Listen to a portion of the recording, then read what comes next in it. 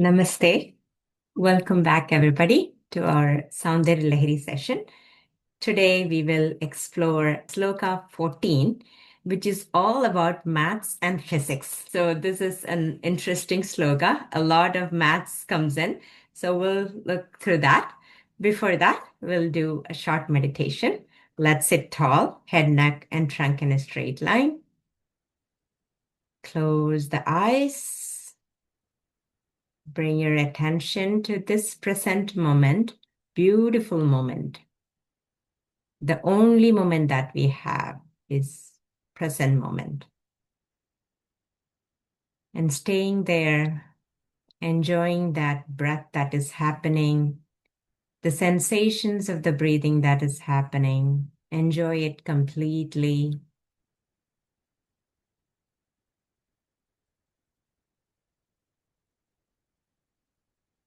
With each breath, inhalation, feel that body, mind getting energized.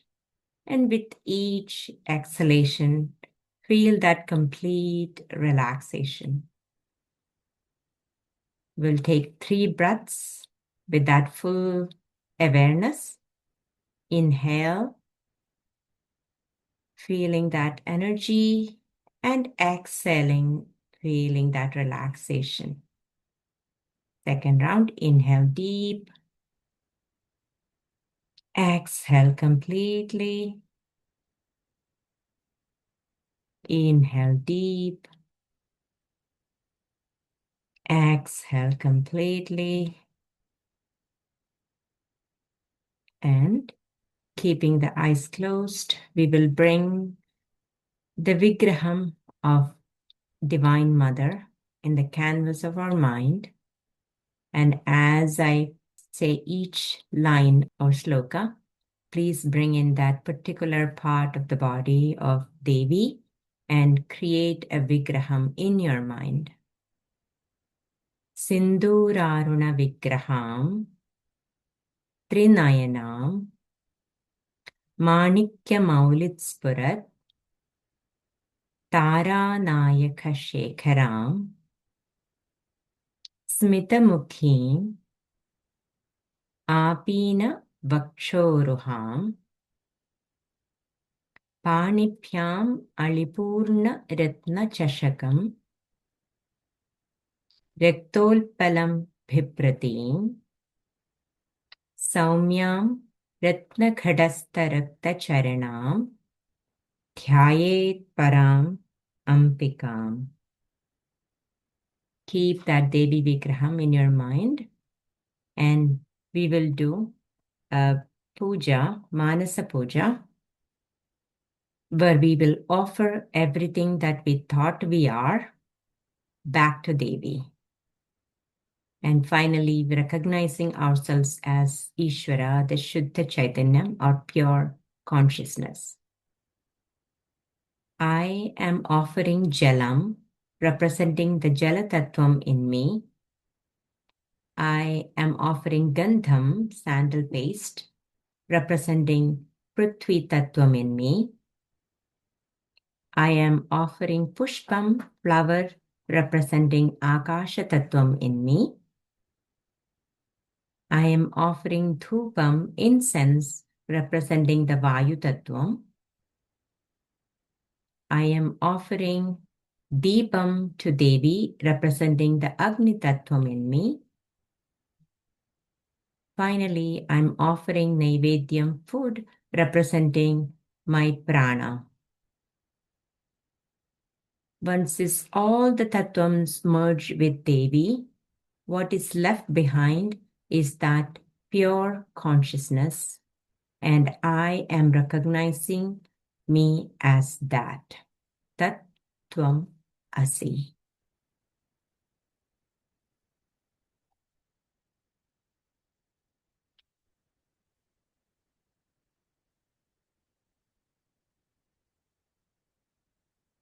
Tada Shivasamarambham Śaṅkarācārya madhyamam Asmadācārya paryantam Vande Guru Paramparam. Vakratundha Mahakaya सूर्यकोटिः समप्रभा निर्विघ्नं कुरु मे देव सर्वकार्येषु सर्वदा सरस्वति नमस्तुभ्यं वरदे कामरूपिणी विद्यारम्भं करिष्यामि सिद्धिर्भवतु मे सदा Om Shri Matre Namah. May Devi's blessings be with all of us. With that, we will first go through a quick recap of the last verse, which is verse 13, and then we'll go into 14. So in verse 13, we saw a very vivid picture of an old man who is not at all interesting in looks as well as having no charm. We saw that hundreds of women are running after him. The only thing that he has is Tava Abanga Aloke. Devi's sight glance were falling on that man, meaning Devi's grace was there with that man. That grace is enabling him to be a piece of attraction, a person of attraction, and all these women are running after him. And the way that the women are running, they are losing their body consciousness. They are not knowing that their hair is falling, their garment is falling, their kanchi, the waistband is falling. They're not even recognizing that, which means they lost their body consciousness. The only thing that they are focused is on that man, and they are running. Very similar thing that we noticed that in Gopikas running after Krishna for the Rasa Leela, very good example. So here, the man is representing somebody who has the full grace of Devi. And again, this man is not a big sadhaka, or he doesn't know Vedanta. He's like a raw man with only thing that he has is a pure bhakti to Devi, and Devi's grace is there with that man. So with that sort of situation, if everything the ladies are representing in one way that these women are representing all the material as well as the spiritual thing that is coming after that man, and in a pure spiritual way that we can say that okay, we don't need we our bhakti towards Devi should be very pure and not with any ahankaram. Only then you don't even need sadhana.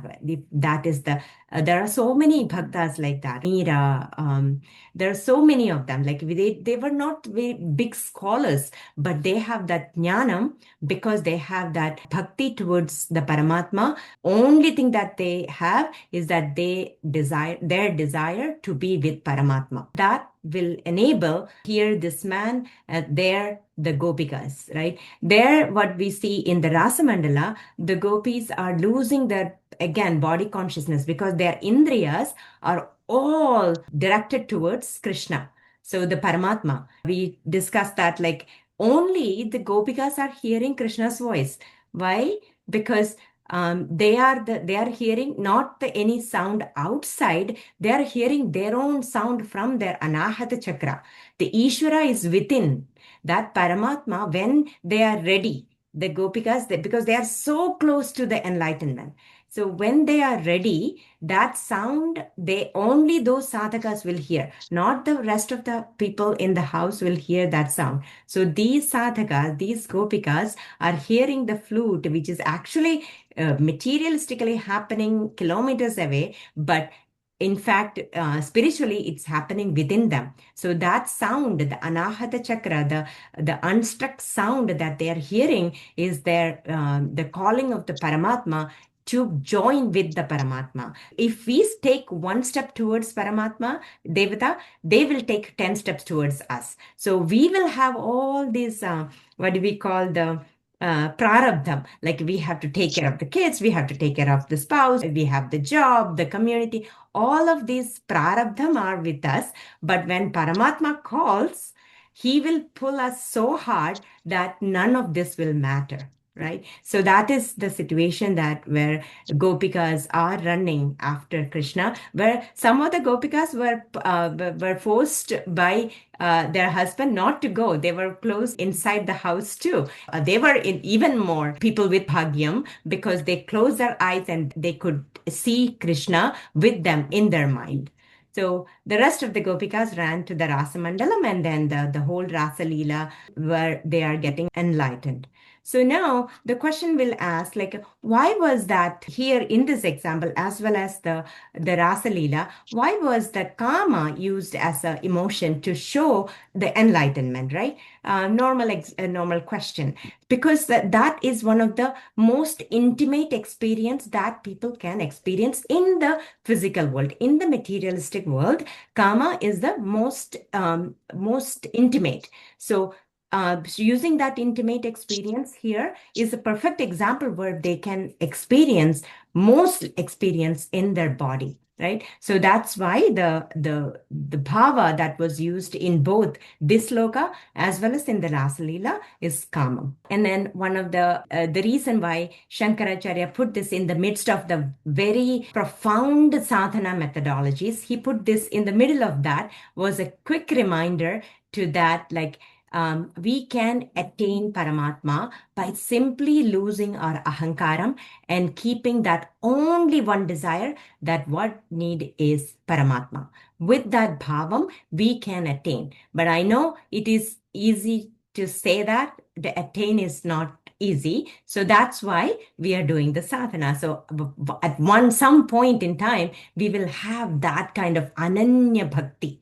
So ultimately, the goal is to get that ananya bhakti. By using the mind, we won't reach there. Using the buddhi, definitely we will not reach there, right? All that thing is vain when we are considering that humble attitude with Paramatma. We have to be raw. In front of Paramatma, we have to be raw as we are, because we have all the problems that in this human life, right? Like we know we have all the shat ripus, kamam, krodham, lobham, moham, madam, matsarim, all of us we have, right? But the thing is that we say with so much sincerity that we say to Krishna or to Devi, or we say that, okay, we have this, but what we want is just you, right? So with that attitude, we will be able to reach there. So until we get that kind of a bhakti, we will all do the sadhana. So I don't want to say that like you stop doing the sadhana, but until we have that ananya bhakti, we will keep doing that.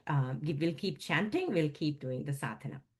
With that, we can go into Sloka 14. This is also a profound verse that has much more tantric, deeper meaning, and also a deeper sadhana methodology. Like I said, in between the Shat Chakram and Kundalini and the Yantram, and this verse, Sloka 14, is where that simplistic sloka, the Sloka 13. But here, this one also very, very profound verse with a deeper sadhana methodology. So let's see. This is all about manifesting the supreme energy. So let's go word by word. Shidau Shat Panchashat Dvisamadhika Panchashat Dudake. Panchashat plus Udake is Panchashat Dudake. Hudashe Dvashashti Chaduradhika Panchashat Anile. That becomes combined. Dvashashtis chaduradhika panchashat danile. Divi dvishat trimshat manasi. So this is actually trimshat manasi. When you combine, that become trimshan manasi. That n comes instead of the ta. So it is trimshat manasi, but combined become trimshan manasi. Cha chadushashti riti ye mayukhastesham api ubari becomes apyubari tava padambujayugam. One more time.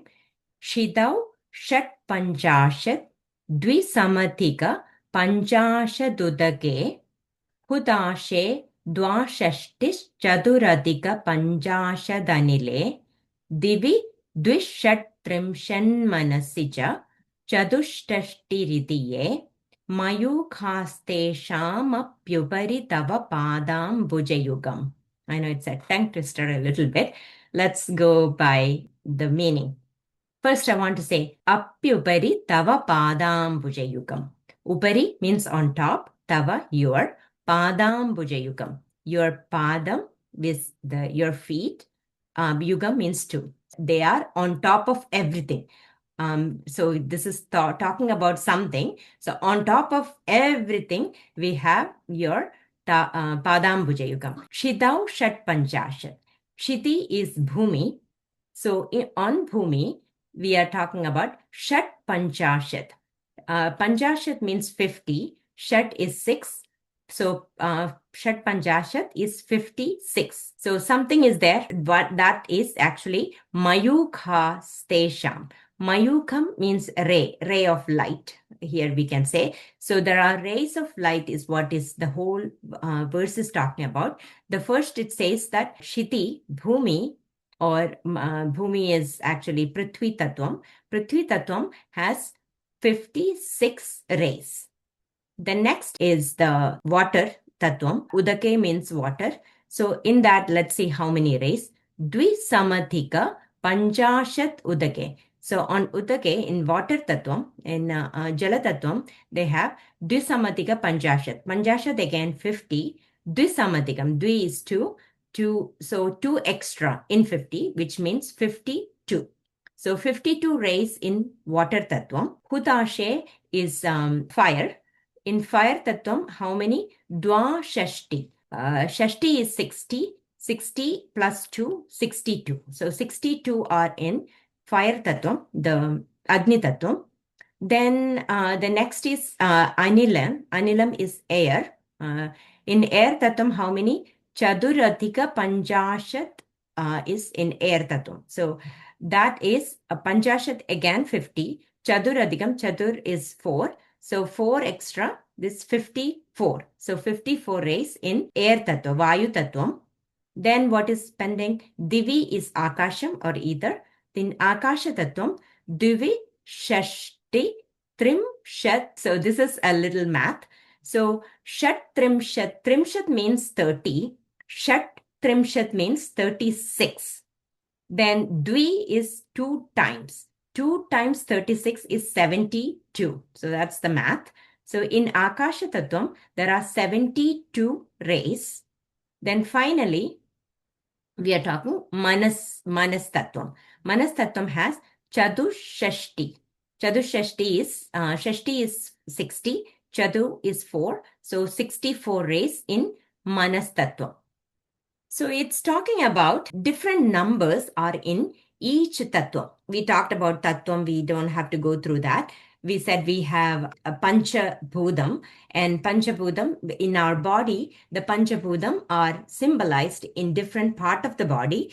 Mooladharam, Swadhishtanam, Manipuram, Anahadam, Vishuddhi, Ajna. Each of this represents each of the tattvam, Panchabhudam. And then finally in the Ajna, the 5 Panchabhudam in 5 chakras, and then in Ajna, the Prumadhyam, we have the Manas Tattva. So what this is talking about is that there are rays of, there are Kiranam or Mayukam of light or energy in each of these tattva is what it's talking about. So Chidau Shat Panchashat with 56 rays in Priti Tattvam, Dusamatika Panchashat Udake. In water tattva, there are 52 rays. Then Hudashe Dwa Shashti, 62 rays in fire Tattvam, Agni Tattvam. Then Chaduradhika Panchashat Anile, in Anilan or air Tattvam or Vayu Tattvam, there are 54. Then Divi, Akasha Tattvam, we have Dvi Shash Trimshat, which is 72, which is 2 multiplied by 36. And then finally, in Manas Tattvam, Chadushashtiriti, which is 64. So those many rays are there in different part of these chakras. Above Mayukhaste Sham Api Upari Tava Padam Bhujayugam. Above all these rays is your lotus feet, Devi. Okay, so let's see what it is. First of all, let's see the pictorial representation of this. So we know about chakras. We learned about chakras. It is not that Prithvi Tattvam is only in Mooladhara, right? Because the Tattvams are the way that Prapancham is formed is where the Tattvam comes in picture. The Prapancham is formed from Shiva and Shakti principle. Shiva is the Shuddha Brahman or Shuddha Chaitanya. Even before Prapancham, that Shuddha Chaitanya is ever existing. The way that Prapancham is forming is that when the Shakti aspect of the Shuddha Chaitanya start vibrating, the Spandanam start vibrating, the sound comes, Nada or Shabda Prapancham, and from that Shabda Prapancham, the matter or Drishya Prapancham start coming in. And that is not immediately, that there is different layers how that is formed.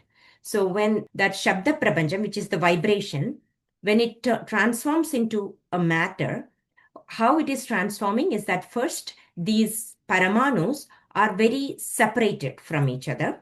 So that is representing Vishuddhi. So even before that, we have the mind. I'm talking just the 5 tattvam and 6. There are ways that we can explain with 25 tattvam. They even divide them into even minute part, but we are not going there.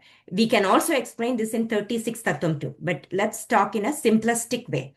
In simplistic way, we say that, so that manas is the one that is forming from this vibration. So from that manas, the paramanus start condensing. When they condense, the first one that is produced is what is called Akasham. Akasham is not actually the space or the sky, right? It is the medium that our chinta, our thoughts travel. Right. So I can think about being in India right now, like sitting here. It's thousands of miles away, but I could do that. So that medium of traveling of that chinta or thoughts are called ether, and that is represented in our Vishuddhi chakra, that Akasha Tattva. Once the Akasha Tattvam, the matter start condensing further, it becomes a little bit more solid. It's like air. Air, it's not like Akasham, it cannot reach India like quickly, but it can. Like slowly it can reach, right? So the air is more condensed than space, the Akasha. So that is where the Vayu Tattvam, and that is in our Anahata Chakram, represented in Anahata Chakram. Does that mean that Vayu is only in the lung or in the Anahatam? No, it doesn't mean. This is, remember, I mentioned something that it is superimposed in the body, right? We are using different body part to say that this is the chakra for meditation purpose. But our human body, the body right now is made of Panchatattva, and you can see Panchatattva everywhere. It's not in one place, meaning just take the air, for example. Yes, lungs is where you can see most the air because that is the primary equipment that is actually getting the air in. But in every single cell of the body, the air, the blood is carrying that oxygen to air every single part of the body, right? So air is there everywhere in our body, but this is represented for in order to say that, okay, Panchatattvam is how we have formed. And in order to do that meditation on, there are certain part of the body, these are superimposed. These Tattvam is superimposed, but that doesn't simply mean that this air is only in Anahatam, okay? So I just want you to be very clear on that. When it start condensing, it becomes the Vayu Tattvam, and Vayu Tattvam is represented in the Anahata Chakram. And then it start condensing again, and it becomes even more condensed. It becomes Agni. The Agni air can travel much more places. Agni can actually travel without air, then it can always travel upward only, right? In one direction. So that is more condensed form of matter is Agni, and that is represented in Manipura Chakra, mainly because of the Jataragni there. That is represented in the Manipura Chakram in our navel. That is the what tattva? We have the Agni tattva. Then comes the Swadhisthana. Agni, again, the matter condensed further and becomes Jalam. Jalam can flow only downward. Jalam is even more condensed than Agni or Vayu or space. So still condensed, that is represented in Swadhisthana Chakram. There is more water element in that Swadhisthana chakram in near our genital area. So that is where that the Jalatattvam represented. And then finally, when the matter is really, really condensed, it becomes completely solid. So anything in solid, we can say they are in Prithvi Tattvam, right? So you can simply see that like my hand is also in Prithvi Tattvam because it is solid, right? But because when we sit down, that is the closest to the Mother Earth, we are saying that Prithvi Tattvam is represented in the Mooladhara. So that is what the Panchapudam and the chakras. These different Panchapudam is formed. That Panchapudam combined is creating this me as a human being, and this entire Prapancham is created off of the Panchapudam. So now this race that is spoken in this sloka, we can explain that in two different ways. One, for me, for the human being, the Vyashti, the microcosm, and we can also explain that in the macrocosm, that in the Prapancham. So let's talk about this microcosm within our body. So in our body, we said that, okay, there are 56 rays that is happening, that is in the Mooladharam with the Prithvi Tattvam, 52 in the Jala Tattvam. There is a slight difference in Shankara's sloka. So he has the Swadhisthana and Manipuraka switched, but the Tattvam is exactly the same. There is no change in the Tattvam. So in the Manipuraka Chakram, because it's the second one, with the Jala Tattvam, 52 rays. The next one, Swadhisthana Chakram, 62 rays. Then in Anahata, 54 rays. And Vishuddhi, 72. And Ajna, 64. And on top of all these tattvams are your 2 feet. And all these things, energy is coming from your feet. We saw this exact same thing in one of the slokas where Devi's Padadhuli is used to make this whole Prapancham. The second verse, Taniyam Sampamsum Tavacharana Pankeruha Bhavam Virinjis Sanjinvan Virajayadi Loka Navikalam. Using that Padadhuli, Padarenu is what the whole Prapancham is created and our body is not created. So in here, when we are talking about these rays, we have to take it that energy, the energy used for every single thing in our body. So to blink the eye, we need energy. To digest the food, we need energy. To excrete food, that we need energy. To suck the air in, like just remember that how is that the lung taking that air and the atmosphere inside, there should be a pressure difference. In order to create that pressure difference, there should be some sort of energy. So for every single function, there is energy used. So that energy is classified here in all these things. It's not the same level of energy. The number is different, right? It's not the same level of energy that we will use to push at 50 kilo something, or to push something that is 200 kilo. You won't exert the same energy. To similarly, in our body, all these function, it uses different energy. So the numbers here are representation of that different energy that is used for in different of these Adhara chakras. And we also said that these nadis are the one that is carrying energy. So here, these things in two ways that the commentators are used is that one is using the way that energies are consumed in different part of the body is one. The other one is that not the amount of energy, but the number of nadis. So the number of nadis is emanating from Mooladhara, Swadhisthana, Manipura, Anahata, Vishuddhi, Ajna are the other ways that is used here to show these numbers. Again, why exactly this number? I am not sure. I don't know. But one thing that we can be sure that you can see the higher numbers, right? 64 and 72 being the biggest of these 6 numbers, or 5 Panchabuddha plus the Ajna Chakra, which is representing the mind. So those are the highest numbers. So obviously, the more energy that's being used by these functions, that for example, Vishuddhi, the more of expression, the communication, the talk, and then Ajna, the mind that is using for thought process. So that energy that is used for these kind of things are much more compared to the other, could be one of the reasons of the difference in this, because they are not the exact same amount of energy, and that we can translate that in a form that, okay, the different functions that happening in our body, the energy used is also different.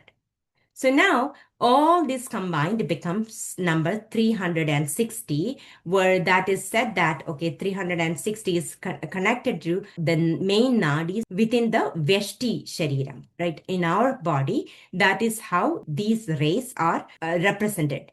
And in Samashti, this is used as actually the rays or energy, because the energy in our body and energy in Prapancham, both are Devi.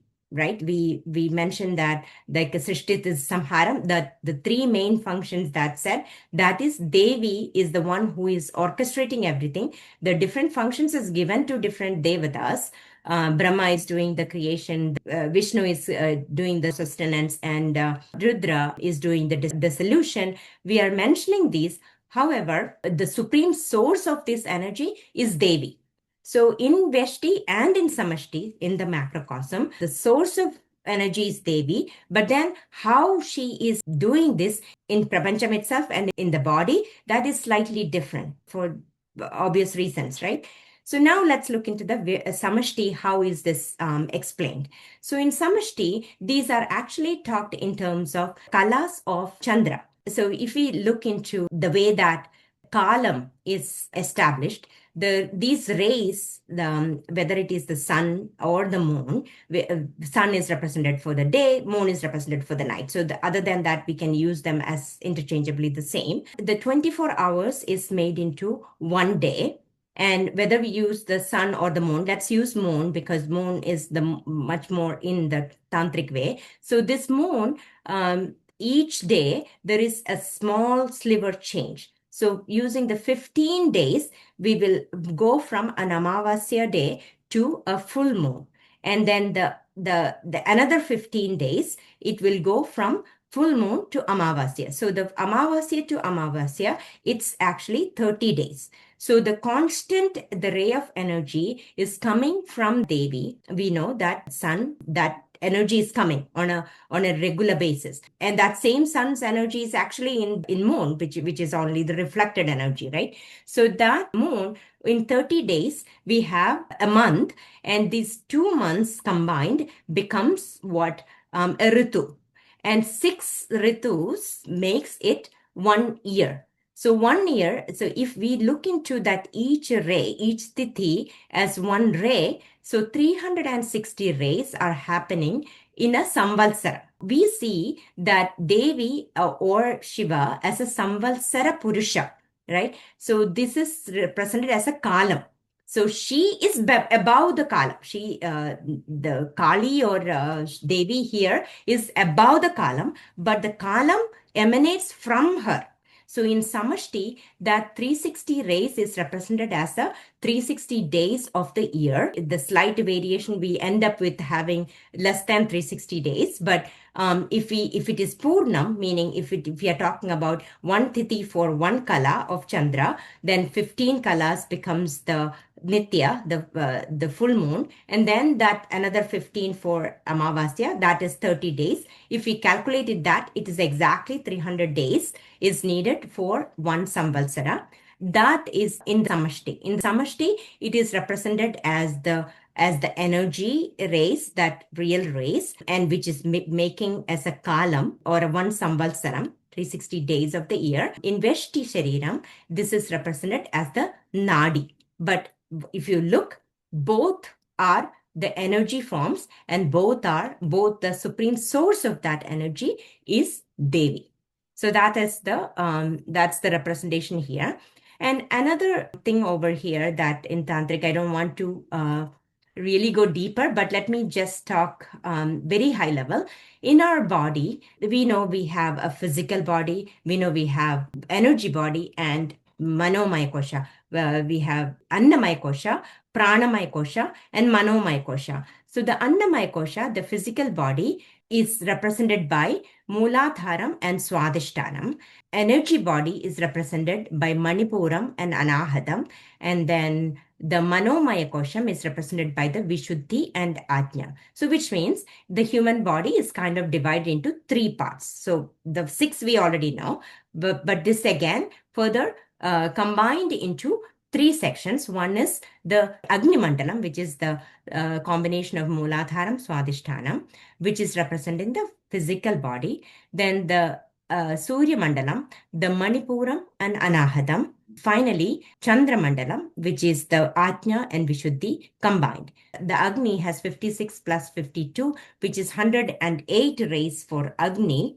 Then 62 plus 54, 116 for Surya Mandalam. And finally, for Chandra Mandalam, we have 64 plus 72, 136. So those three, again, the three combined is 360. So that is another way of dividing the body that is also represented in this sloka. Pretty much it is talking about the manifestation of energy in different part of the body. So that is how we need to take. If we could feel that energy, we can get closer and closer to Devi. So what we are doing through the sadhana, when we are doing the Panchakshari Mandram, what we are feeling is that energy vibration. So if we can feel that energy vibration within, we slowly understand Shakti. The more we understand Shakti, we are closer to Shakti and Shiva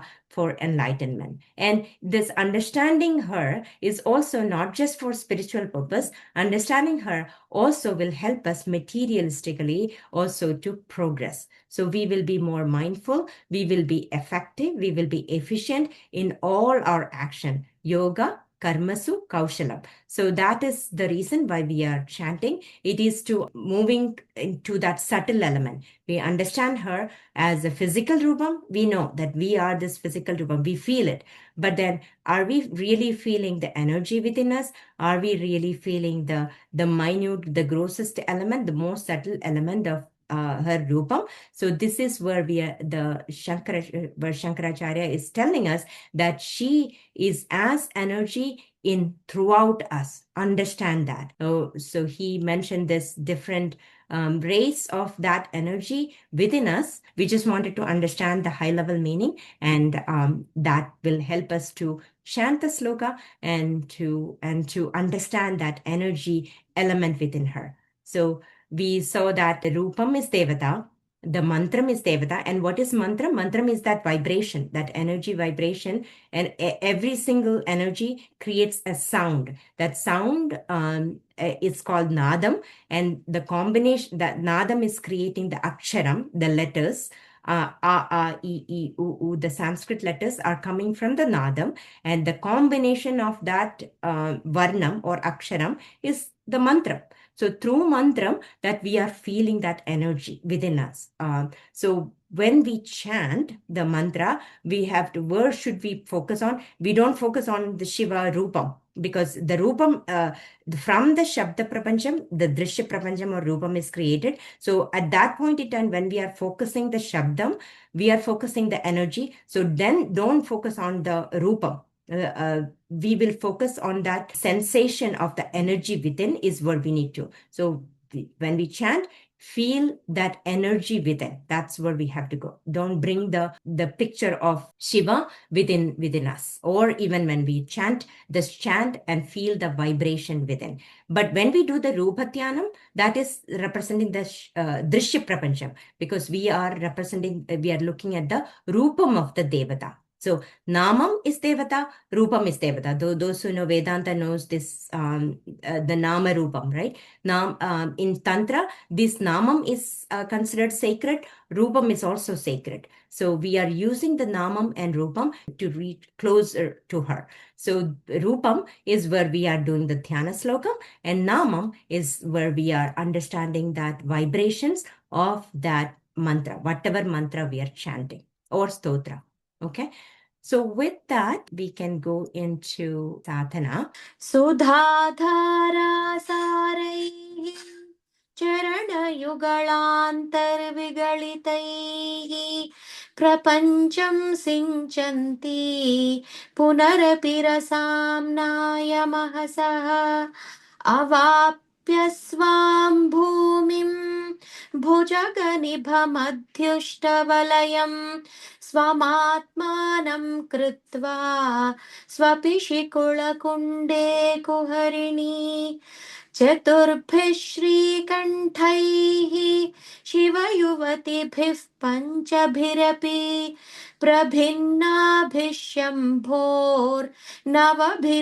मूलप्रकृतिभिः चतुश्चत्वारिंशद्वसुदळ कलाश्रत्रिवलया त्रिरेकाभिः सार्धं तव शरणकोणाः परिणताः त्वदीयः सौन्दर्यं तुहिनगिरिकन्ये तुलयितुं कवीन्द्राः कल्पन्ते कथमपि विरिञ्चि प्रभृतयः यदा लोकौत्सुक्यादमरललना यान्ति मनसा तपोभिर्दृष्प्रापाम् अपि गिरिशसायुज्य पदवीं नरं वर्षीयांसं नयनविरसं नरमसुजडं तवापाङ्गालोके